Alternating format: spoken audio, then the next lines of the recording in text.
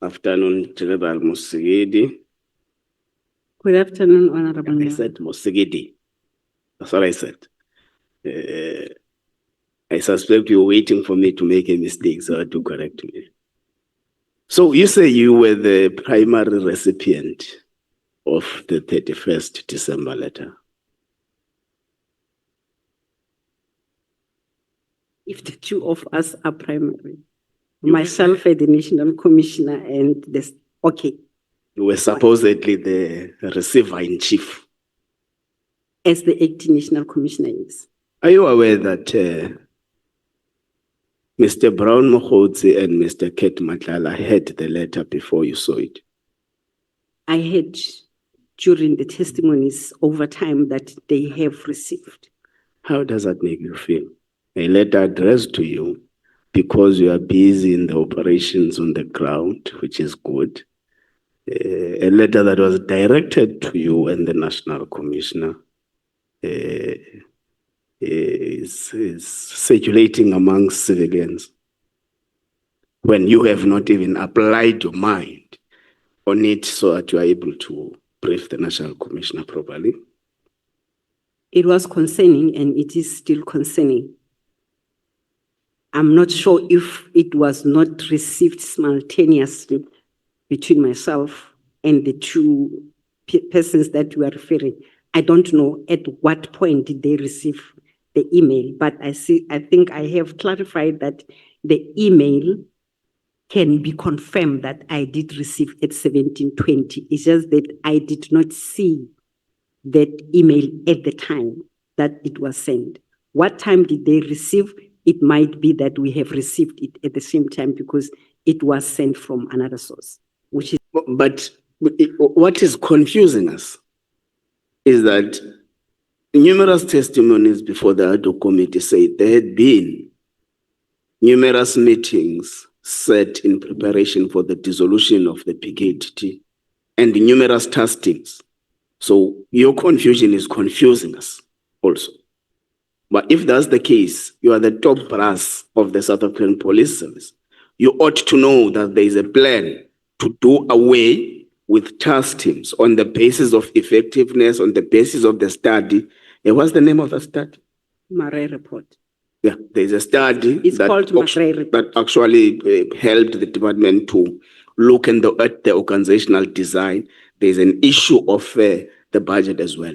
Now, if you are the acting National Commissioner on the 31st, but both you and the National Commissioner are surprised with the letter when there would have been preparatory meetings towards the letter.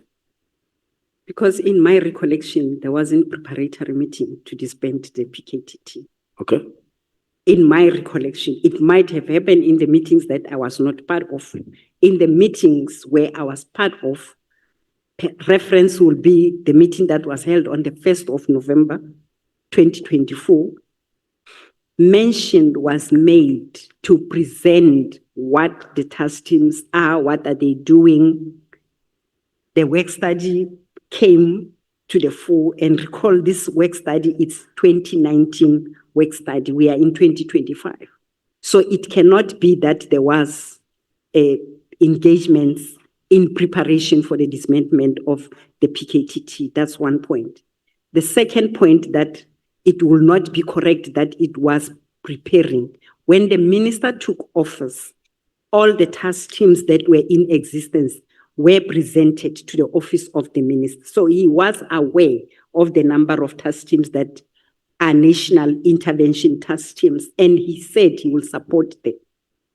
They cannot be disbanded because he's in office. He will support the operations, he will support the National Commissioner on operational matters, and he will guide on policy matters. Okay. And shortly before the establishment, I think in December of the same year, there was a new task team in the purview of the minister that was sent to Eastern Cape to deal with the taxi killings. And taxi killings were also mentioned on the letter of the 1st of November. So it's November, we mentioned the PKTT, you also mentioned the taxi killings. But in December, there's a direction to intervene in Eastern Cape because there was a problem with the cases of tax, and it were dockets as well in that space. There was a problem in the Western Cape. I have sent the team, lockdown 3, in the Western Cape to deal with Cape Flats. So it cannot be that task teams should be disbanded. Okay, so I take it from your statement that both you and the National Commissioner were ready to accede to the call for the dissolution of the PKTT, except to the fact that the manner in which the task team ought to be disbanded was the crux for different views on the approach. Is that so? That you were ready to do it, but you had a different form of doing it. It's correct, which is the standard procedure that we undertake when you dissolve the team that has been established. What stopped you from proceeding with that, with the dissolution process? That is why the presentation of the gradual or winding down, because with every operation that you have prior to the dissolution. No, I'm saying, General Mosikili, the letter has not been withdrawn. It's the 3rd of March today, 2026. The letter was returned on the 31st of December, 2024. What has stopped you from proceeding for the dissolution of the PKTT? Because there was no conclusive directive to dissolve. Okay. On the 6th of March 2025, the direction was to have a revised plan that talks to the winding down of the team or gradual disbandment of the team. Okay, so do you think that the directive to disband the existence of the PKTT must proceed?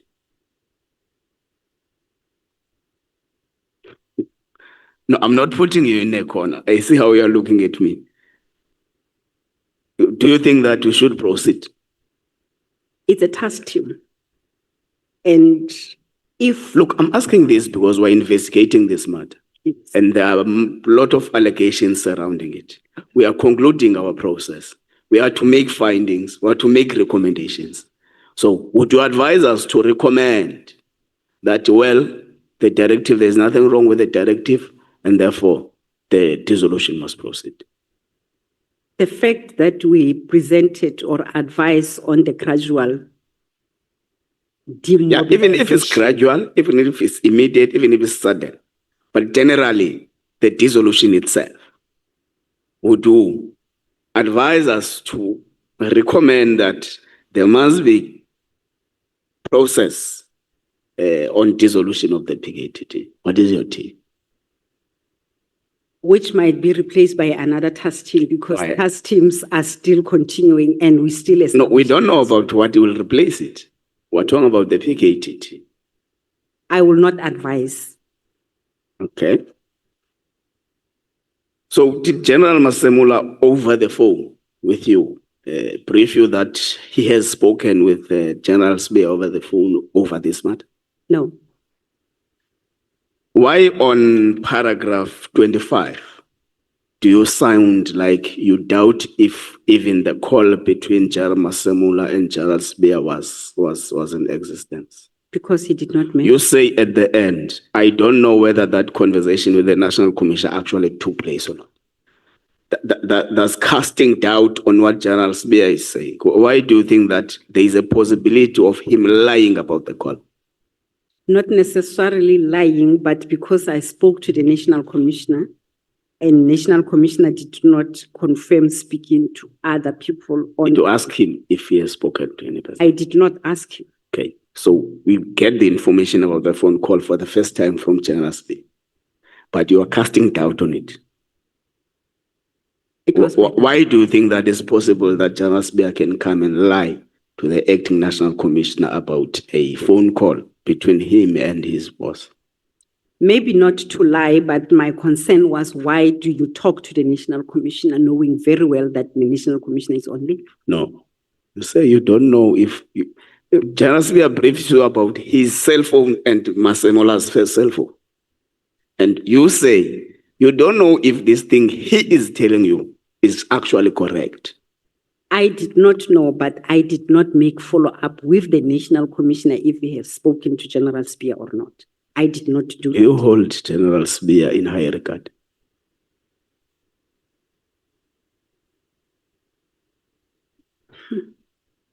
Apologies for putting you in a corner, but please answer.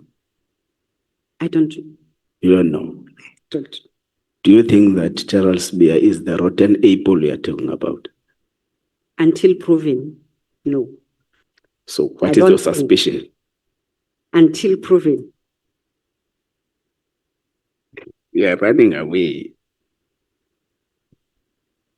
Okay. Let's now talk you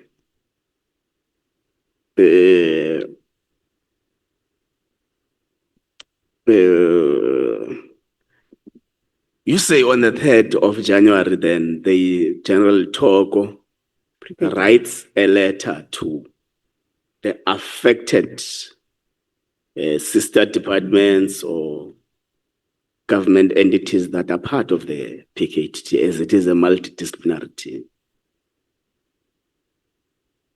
No, you say on paragraph 27, Brigadier Togo sent 3 emails to various heads affected. So you'd assume that it's NPA and everyone was part of the PKT.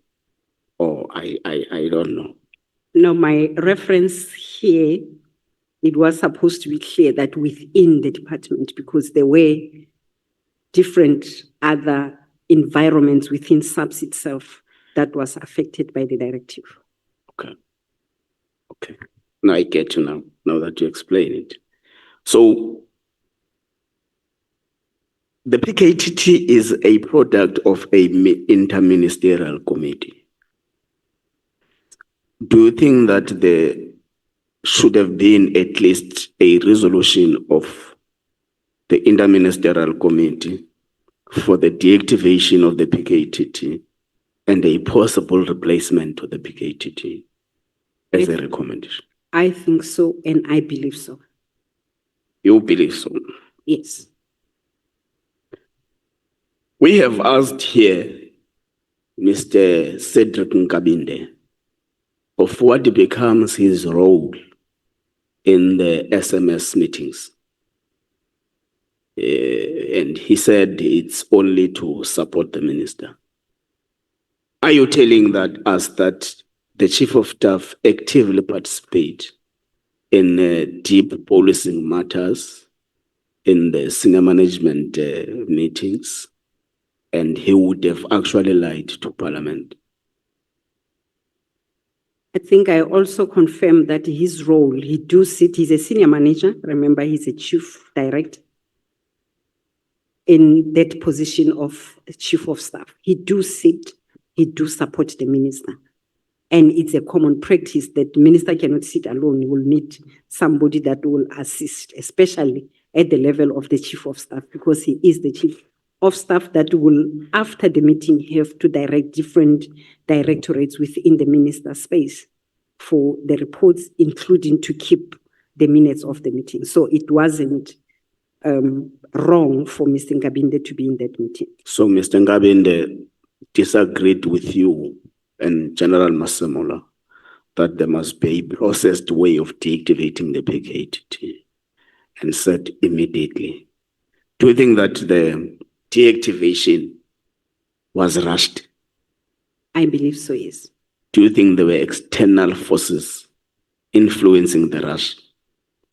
With the evidence that has been laid in different platforms, again, if proven, I will say, yeah, this suspicion or these allegations were informed by these particular forces outside of the service. Okay.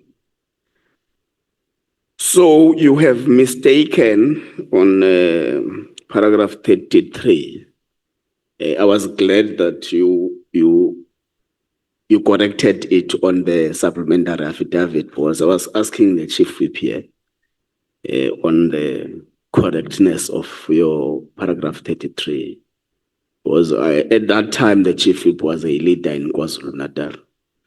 So because Mr. Senzo Mchunu was last a premier in KwaZulu-Natal in 2016.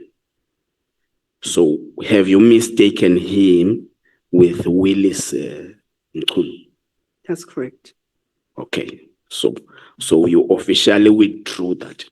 I have officially withdrew it. It was a pure mistake, and I profusely apologize for making such a mistake. Apology accepted. Thank you. What parts of the directive do you think that are impeding or tampering with operational issues? The filling of the posts for me have adverse, which even to date, we are unable to, KZN in particular that has a vacancy, Western Cape has a vacancy of the head. As we all know that this is one of the 4 provinces that we are having problems.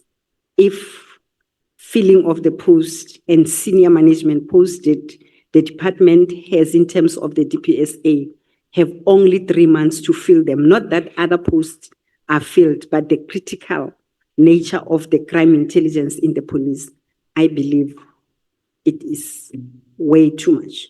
1, 2, operations, with my experience in the operations and how operations are developed, what needs to go into the plan of demobilizing. Yes, I believe that was a concern for me. The third, on the border management, at first, the minister wanted the review, and we presented the review. As I've alluded earlier, that preceding meetings over time, it became clear that the presentation that was made to the minister was the incorrect one that might have informed him of wanting the review. Although the initial letter did not say the police existence at the border needs to be reviewed. He just said, how are you going to work in that space to make sure that there is efficiency and effectiveness of the border management control in the country? So the first 2 issues, I think, yes. Let's pass that part. Then your money gets stolen with your belongings.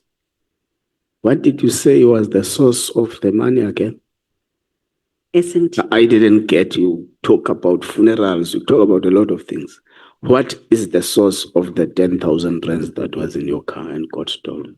It was the S&T from the department as I was undertaking an Why was it cash? Because it is our belief. We do have an S&T in Parliament as well, but it is directly deposited to the account you use for your salary. Why was it on cash in your car?